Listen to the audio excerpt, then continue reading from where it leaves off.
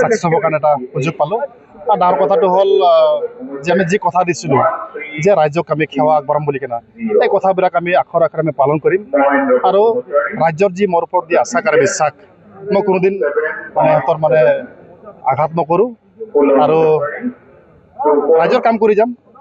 আৰু বিশেষকৈ আমাৰ নুনাইছৰবাসী ৰাইজক মই একদম আন্তৰিকতা ধন্যবাদ জ্ঞাপন কৰিছোঁ। নিশ্চিতভাৱে ইলেকশ্যনৰ সময়ত এটা পৰিকল্পনা আছিল জয় হ'লে, সেই পৰিকল্পনাবোৰ কেনেকুৱা ধৰণৰ আৰু কেনেকৈ আপুনি বাস্তৱ ৰূপ দিব? হয়, নিশ্চয়।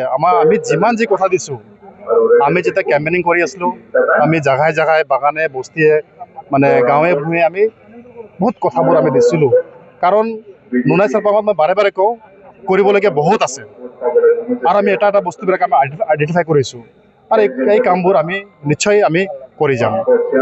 কিমান লোকৰ ব্যৱধানত আপোনাৰ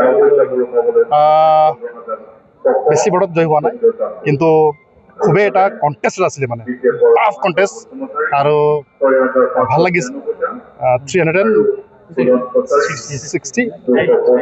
368 জয়লাভ কৰিলোঁ। সমষ্টি বিশেষ নকওঁ, যে আপোনালোকৰ যি আস্থা আৰু বিশ্বাস মোৰ ওপৰত, আপোনালোক নিশ্চিত থাকিব যে পল টপৰ জয়টো হ'ল আপোনালোকৰ জয়। সকলোকে লৈ কাম কৰিব। নিশ্চয় নিশ্চয়।